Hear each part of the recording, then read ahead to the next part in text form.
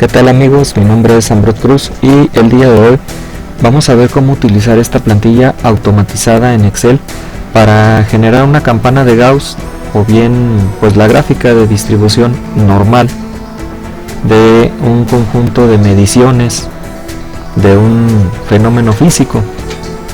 En este caso, en el problema planteado se tiene que hay una máquina lanzadora de pelotas que lanza pelotas en un rango de 600 a 700 metros. Entonces, se tomaron 100 muestras y en todas esas muestras hubo variación en cuanto a los metros que la máquina lanzaba las pelotas. Bueno, lo que vamos a hacer es que cuando tengamos nuestro conjunto de datos, los vamos a meter cada uno de ellos en esta columna. Aquí podemos irlos viendo.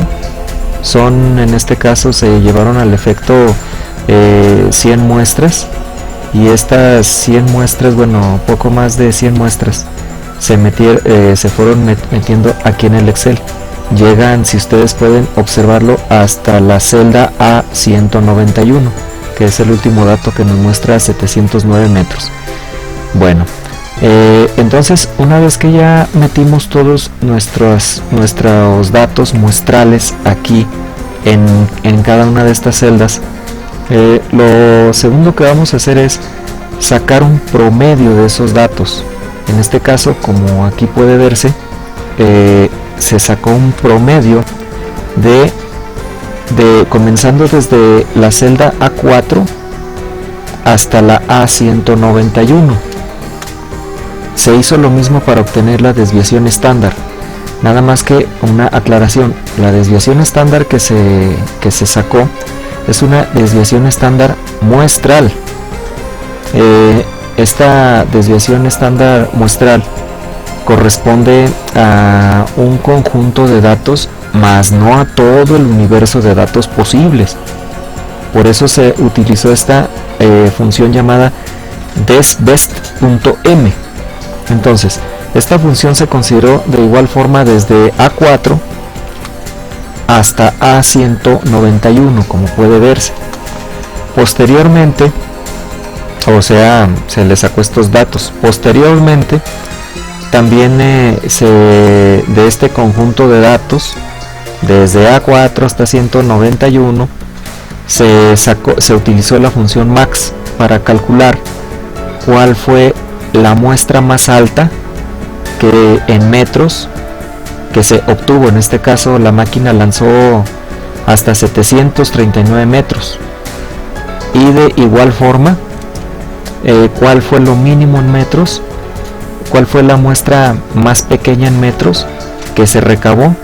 Bueno, pues con la función mínimo la computadora nos ayuda a saber cuál fue el mínimo, porque como pueden ver, todos los datos están revueltos, o sea, se metieron conforme se fueron anotando. Entonces, como son fenómenos de diferente magnitud, no podemos esperar que estén en orden, pues están revueltos. Entonces, con esta función máximo y mínimo calculamos lo máximo que se lanzó en metros la pelota y lo mínimo que se lanzó en metros la pelota. Bueno, una vez que ya tenemos estas cuatro funciones, ahora se procede a calcular los intervalos, o sea, la separación en unidades entre un punto y otro de esta gráfica.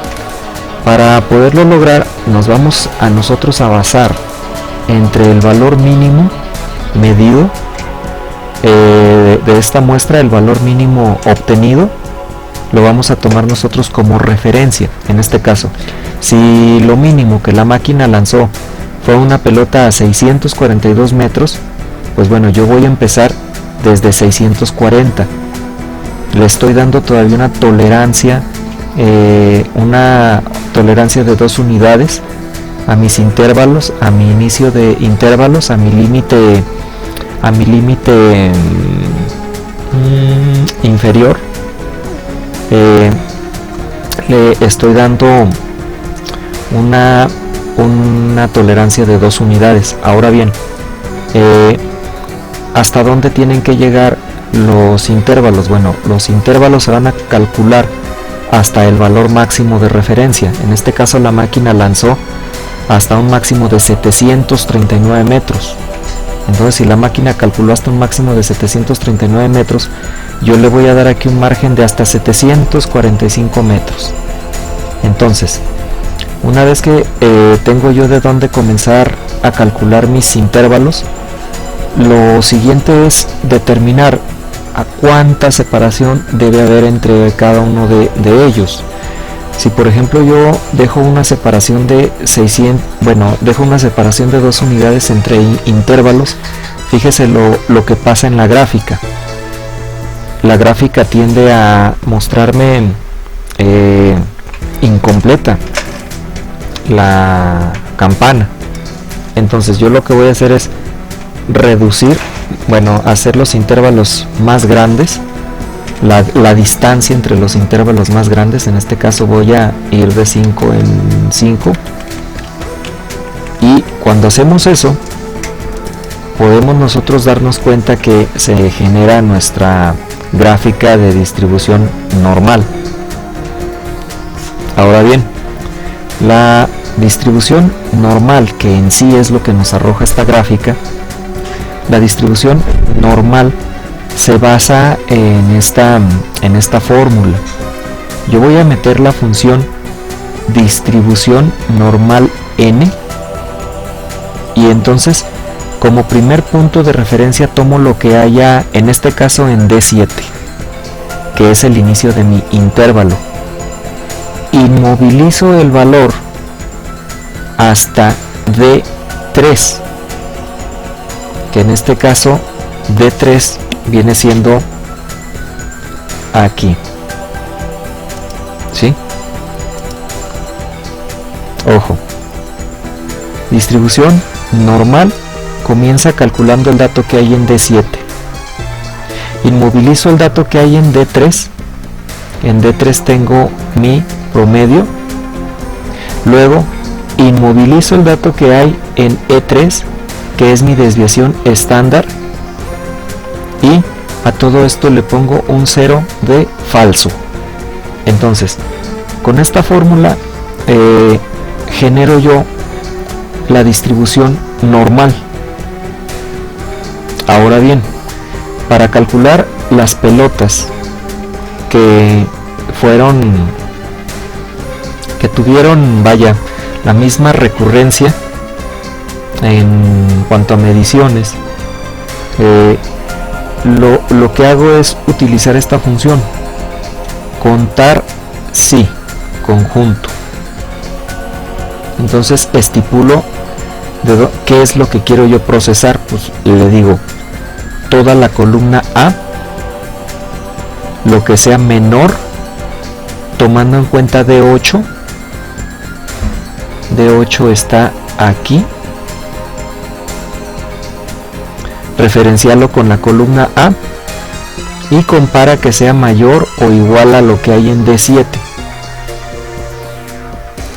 Se podría decir que está calculando estos dos valores, los está comparando contra todos los demás valores que se metieron por acá. Bueno, una vez que ya tengo todo eso listo, arrastro yo la fórmula,